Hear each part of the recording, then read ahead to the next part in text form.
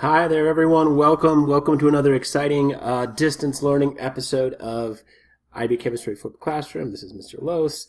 We're going to get started here shortly. We're going to be talking about radiation today. This goes along with your note packet that says nuclear medicine, I believe. But today what we're going to do is just spend a little time just developing the idea of what radiation is, because radiation is one of those things. It's like, ooh, scary and all that kind of thing, but a lot of people really don't know what it is. In fact, I would say if you went and polled, just 100 random people or whatever, I think very, very few of them would actually know what radiation is, although they might have some opinions on it of one way or another, like whether we should use nuclear power and all that. But yeah, we think of things like Mutant Ninja Turtles and Three-Eyed Fish and nuclear bombs and all that kind of thing, but radiation has a lot of good uses. So what I'm getting at here is the essential question for this thing is, what does that actually mean for something to be radioactive? And again, I think most people really have absolutely no idea. And so we're going to remedy that, and whether we don't have to take the IB test anymore, but I think this is a great thing to know just for your life, personally, at least the gist of it. Anyway, radioactivity does get a bad rap, but it does have some good uses. Nuclear power has some tremendous advantages over, for example, coal, especially when you think of like the greenhouse effect and climate change. We'll talk about that more in just a second. Of course, there's some scary things like nuclear bombs. There's some good things like different types of medical imaging. That's an X-ray right there, which uses types of radiation. What you're looking at here is, some medical imaging done with a radioactive form of iodine. Iodine collects in your thyroid, which is in your throat. It's a gland in your throat, and so they take advantage of this. They use radioactive iodine, and it goes to your throat, and they can get some imaging of your thyroid that way. Human beings need just a very, very, very tiny amount of iodine to be healthful, and a lack of it causes something called a goiter, which is it causes a gigantic swelling in your thyroid. So you get this gigantic swelling in your neck. This really doesn't happen in the developed world because we put iodine in salt. Actually, if you look at salt, it'll say iodized salt, like normal salt, not like sea salt and stuff like that. That just means they put a tiny little bit of iodine in there to give humans the nutrients they need. And if there's one thing we get in the developed world plenty of, especially in America, it's salt. So you don't really see people walking around with goiters here in America, but you might see it in other places. But anyway, they use the radioactive version of iodine, collection of the thyroid, and we get some imaging that way, as I said. So the nucleus, of course, is where the protons and neutrons are. You can collectively refer to those as nucleons. And, a question people will ask me every once in a while, some clever student will say, hey, wait a minute, Mr. Lois, you're saying like charges repel, right? Well, if the protons are all positive and they're in the nucleus, shouldn't they be repelling each other?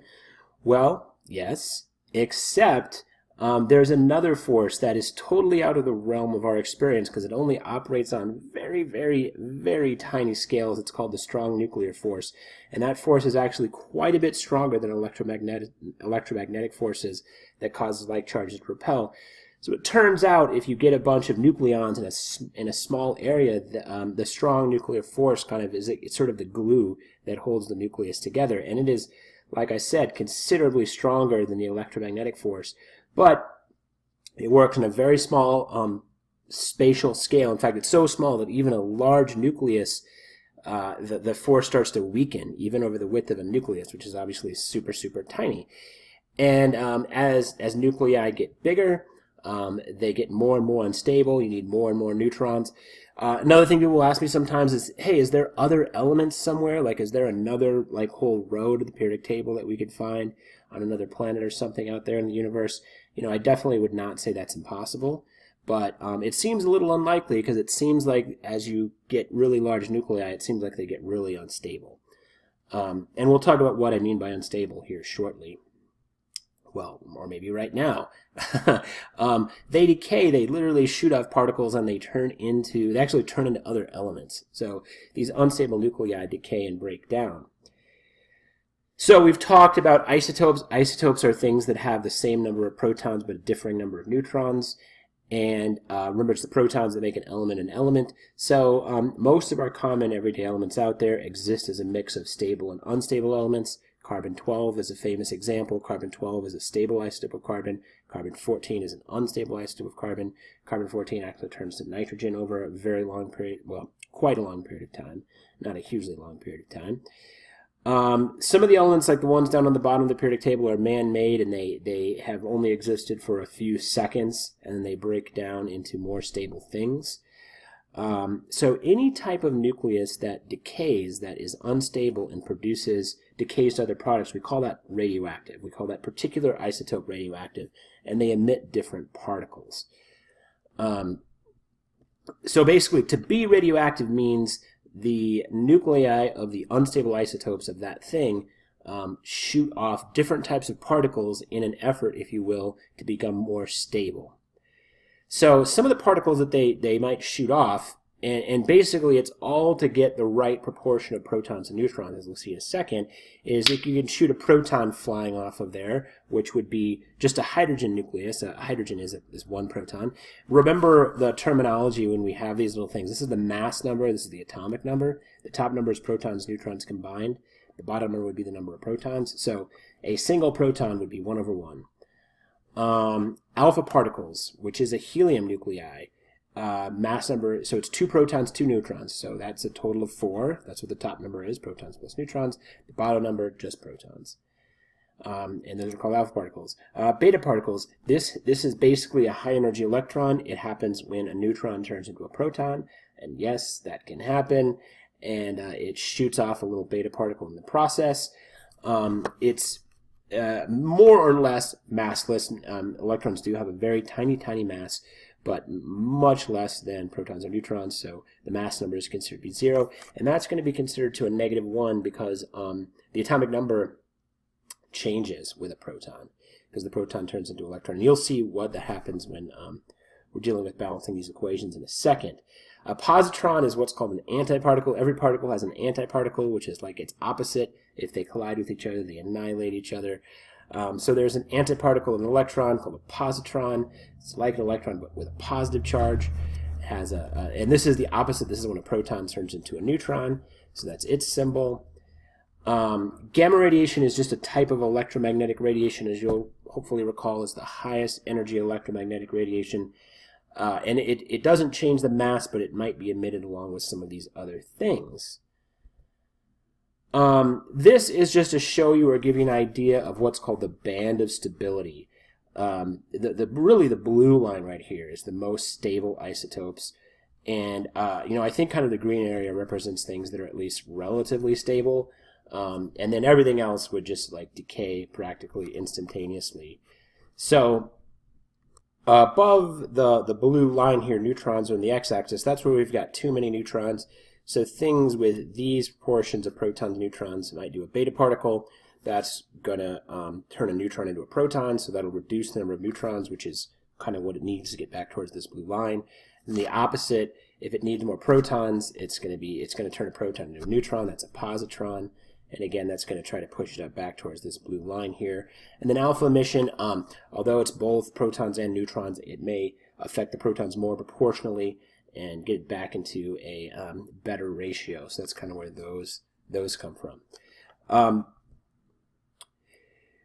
Different types of particles have different penetrating power. This is going to be particularly important when we do the second part of this and talk about how this is used in medication. Different types of emitters, going back, isotopes are carefully chosen because they emit certain types of particles, and also because those particles have different types of penetrating power. Alpha particles are basically stumped by skin. By the way, there's all of this type of radiation in the room that you're in right now. Small amounts, not enough to really be worrisome, but there's probably some alpha particles bouncing off your skin right now. Beta particles could be stopped by a thin sheet of metal. But they would penetrate skin at least a bit. And then to stop a gamma ray, you're going to need about a meter thick of concrete or lead. X-rays are a little bit less energetic than gamma rays are. That's why, you go to the dentist, they just do a thin sheet of lead, they put it over your chest, and they're basically just trying to stop your exposure to radiation as much as possible. and so the x-rays won't be able to penetrate that lead apron that they put on your skin. So speaking of dental x-rays or any x-rays, there is a danger to exposure to radioactivity, which I think we're going to talk about more in the second half of this. But certain radioactivity is what we call ionizing, and it's powerful enough to do damage to you. And so getting a dental x-ray or any x-ray is not risk-free. It might cause you to get cancer. It might hit a cell just right. It might do cell damage. It might cause some uncontrolled division, all that sort of stuff. But what's also bad is having a rotten tooth or getting an infection in there or many other things, or even jaw cancer that you already have that a dental x-ray can spot. So it is probably worth the risk to get dental x-rays, at least whatever the recommended time is, once a year or twice a year or whatever. Do you want to get one every day? No, probably not. So as an example of, the risk versus reward of certain things, back when they were first discovering radiation, they had this thing called a shoe-fitting fluoroscope, and people had no idea about radiation or its dangers. So just basically as a gimmick, shoe stores would have this fluoroscope. You would go and you'd put your feet in there, and you could see your little bone toes wiggling around, and it was supposed to see if your shoe fit. This thing was totally unshielded, so anybody using it was exposed to a ton of radiation, and even worse, the workers. And, here's something, that is definitely not worth the risk, right? Like, we, instead of using the shoe-fitting fluoroscope, let's do that thing where you touch and see where your toes are in your foot, in your shoe. That would be a much better way to go about it. But yeah, those things used to actually exist. So again, radiation is everywhere. You can't avoid being exposed to certain amounts of radiation. This is in millirems, and this is kind of how much you get typically in a year. And then there's various types of exposure depending on what you're doing. Natural sources, just from the sun and different, radioactive isotopes that are in the earth and all that is where you're going to get really most of the radiation, some from medical. One thing I want you to notice, there have been a few, nuclear weapons let off in the past, and those have created radioactivity that is still here and will be here for millions of years. So you get a little bit of radioactivity from that. But what I was going to say was, people are so scared of nuclear power, but actually nuclear power exposes you to less radiation than coal burning power does. What coal burning does is it takes coal, which has some impurities and some radioactive isotopes of carbon, and it burns it and it puts it into the air and it disperses it everywhere, and does cause some radiation exposure. In a nuclear power plant, it causes even less exposure, and all the radioactivity is contained. Basically, the difference between coal burning power plants and nuclear power plants is nuclear power plants produce much less pollution and don't really cause any greenhouse gas problems, but the amount of pollution they do produce, the very tiny amount they do produce, is pretty problematic. And of course you can have things like various disasters associated with nuclear power. But in thinking of reducing the effects of climate change or reducing climate change, nuclear power is definitely something to think about, and as a possibility of helping us out with this problem. But yeah, this isn't, I'm just bringing this up. There's a couple other things to look at here. Various exposures. You can look at that yourself if you want to pause it. But we can write nuclear equations to show the results of emission of radiation. So, for example, uranium-238, if it emits an alpha particle, famous radioactive isotope here, here's the alpha particle, and it turns into thorium. And the bottom line is the equation is going to be balanced in terms of the mass. So, 234 plus 4 is 238, 90 plus 2 is 92. Pretty simple, really. If something emits a beta particle, again, it's going to end up being balanced. 137 plus 0 is 137. 56 plus negative 1 is 55.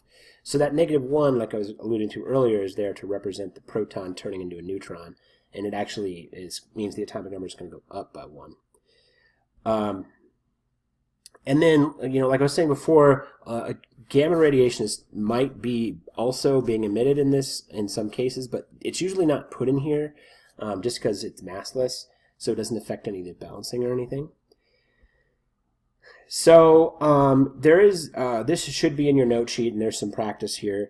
And just to do one with you, so what you would do here is you would say, okay, well, some number plus 4 is 202. Well, that would be 198. Some number plus 2 is 82. Well, that would be 80. And then you could consult your periodic table and realize that this is Mercury. So I'd like you to pause it, or I'll have the Edpuzzle pause it for a second, and you can try the rest of these. Okay, so here we go. Let's take a look. And the only thing that maybe gets a little bit tricky is with the beta particles. We've got to remember this would be 37 plus negative 1 is 36. And, again, you have to have a periodic table to come up with all of these. Now, alpha decay of boron 9. So what that would mean is we would start with boron 9. That means that's the mass number there. So that would go on top. Boron's atomic number is 5. And then alpha decay means it's emitting an alpha particle, so it goes over there.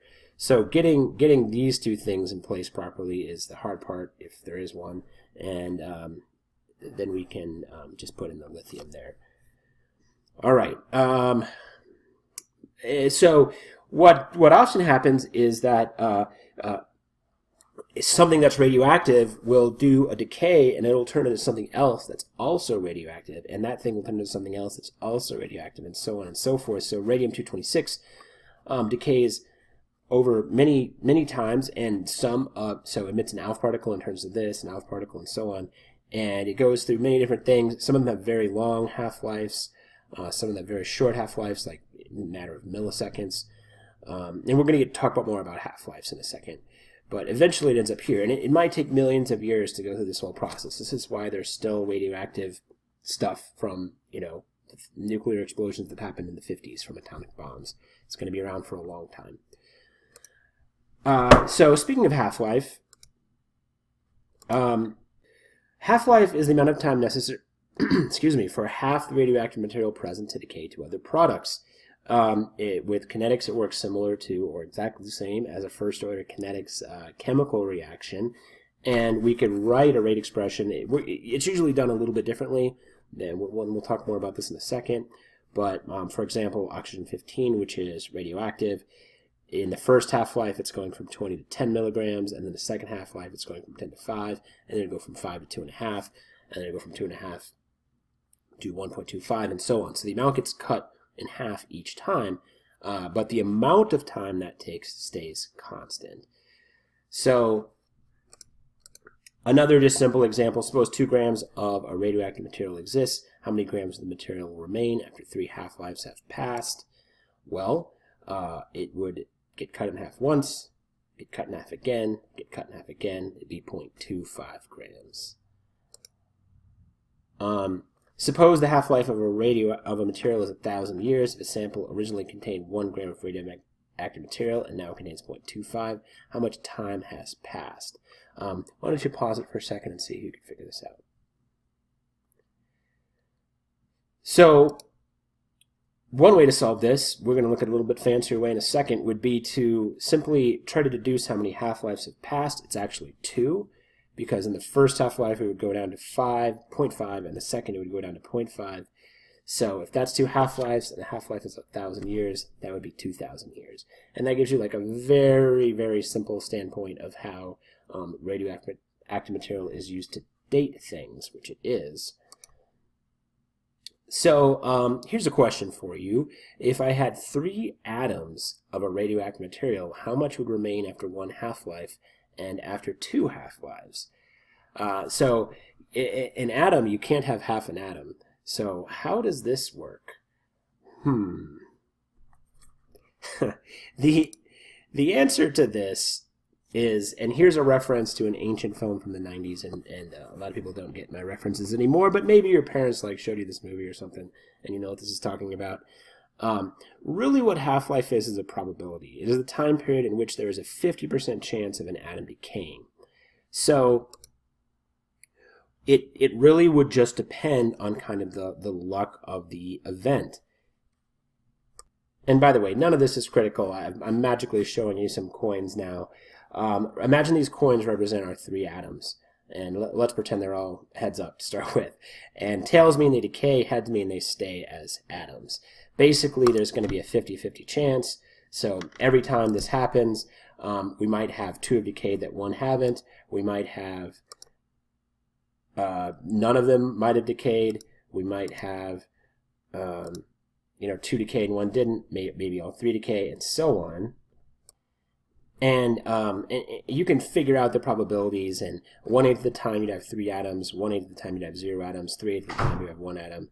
Where I'm getting these, it doesn't matter. But the bottom line is it's just a luck thing, and it just would depend upon how many of the atoms happen to decay. They'd each have a 50-50 chance of decaying within that time period.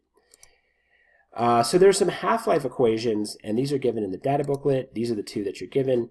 It's important, of course, to know what these things stand for. T1/2 is half-life. T is time passed. This is the decay constant, lambda, which is the units are time to the -1, whatever the time unit is. And n to the t is undecayed. Basically, there's 2 of these. This means how many undecayed nuclei you had at the start of a given half-life, and then this is how many are still present at some time, whatever that time is. So this is like the starting amount. This is the amount at some time. So the kinetics are the same as first-order reaction kinetics, as I said earlier.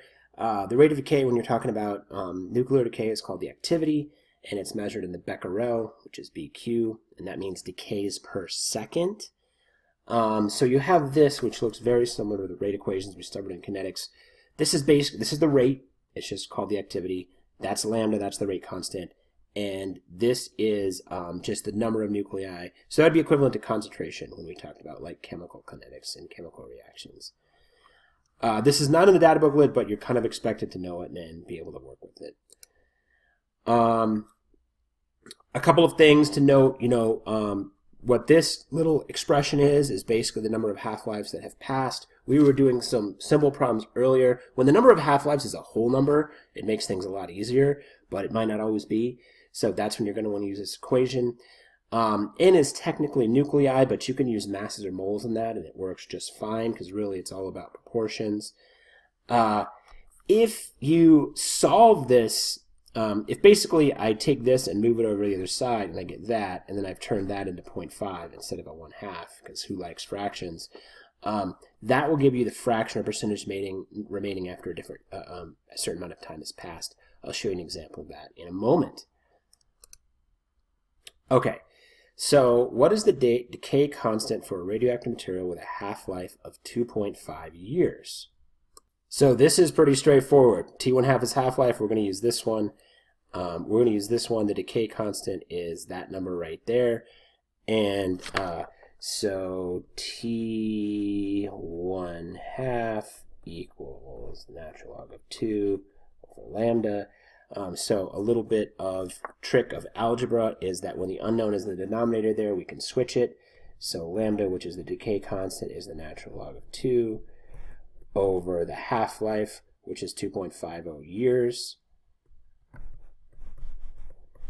Okay, so now we just need to solve this expression, the natural log of 2. You all know what you need to do here. You need to push that button, push that natural log button, and divide that number by 2.50. I think we get, what do we get there? About 2.277. And then the unit is just whatever your time unit is to the -1. Which is the natural log of 2 divided by 2.50. Radioactive substance X has a half-life of 7.89 seconds, beginning with, if we have that many milligrams to start, how many milligrams remain after 4 seconds. So we're actually just a hair under 2 half-lives passing here. So we should get some number that's just about, but not quite, a fourth of this. So the equation that we want to use this time is this one. So the amount remaining at some time, which is what we want to solve for. So the amount, and again, we can use grams, even though technically this stands for nuclei. So the amount remaining at some time is the amount that we started with, call it 0.0311 milligrams times 1/2, and then that's to the power of t. So our t is 7.89 seconds. That's how much time has actually passed. So 1/2 to the 7.89 power divided by 4. So what I like to do is kind of simplify these things a little bit. It's going to be 0.0311 times, let's get rid of that gross fraction. Fractions are terrible. 0.0311 times 0.5 and to the 0.5 to the 1.97 power. So just a hair under 2 half-lives, and you should get 0.00794 milligrams. Sorry, my handwriting is not the greatest. I'm kind of writing it on this vertical surface there. But just basically plugging and chugging there for these first two. A radioactive material has a half-life of 8.17 days. What percentage of the original material will remain after 30 days have passed? So we're going to use this equation here, and the logic is I'm going to move n at time 0 over here, and that's going to equal, call it 0.5 to the t over t half, so the half-life. So basically, I'm going to just plug stuff into right here, and I'm going to be solving for this fraction, right? I mean, just hypothetically, if the amount remaining at some time is 5 and the starting amount is 10, well, that means 50% remain, right? 0.5 or 50% remain. So if I can just solve this over here, that will be the fraction that's remaining after a certain amount of time has passed, because that's what this is. This fraction represents the percentage of the fraction that remains after some amount of time. So in this case, it's 0.5, and so it's 30 days. The half-life is 8.17 days. So the 30 is going to go on top, and the half-life is 8.17. So it's going to be 0.5 times 30 divided by 8.17. That's the power, that's an exponent there. And then once you actually solve that out, you get 0.0786. It says percentage, so call it 7.86%. So again, this fraction is simplifies to 0.0786, so that's equivalent to that percentage. The activity of radioactive isotope Z is 2.84 becquerels, 12 times 10 to the 15th. When this many undecayd atoms are Z are present, calculate the decay constant of Z in seconds to the -1 and a half-life in years. Okay, well, again, this is the equation that's not given to you, unfortunately, in the data booklet, but we still seem to need to know how to use it. If I do a little bit of algebra here, the activity divided by the number of decayed atoms is going to be my lambda, which is the rate constant. So it's 2.84 times 10 to the 15th divided by 1.80 times 10 to the 23rd. And this is going to be my lambda. And so that turns out to be 1.57 times 10 to the negative 10th. And that unit is going to be seconds to the -1, because this is basically nuclei per second, and this is nuclei, so those cancel there, and that gives us seconds to the -1. So now that we've used that equation, now that we know lambda, we can find the half-life. So t to the 1/2, which is the half-life, is going to be the natural log of 2. Just got to push that button, push that natural log button, divided by 1.57 times 10 to the negative 10th. And we're going to get a big old number here. We're going to get 4.41 times 10 to the 9th.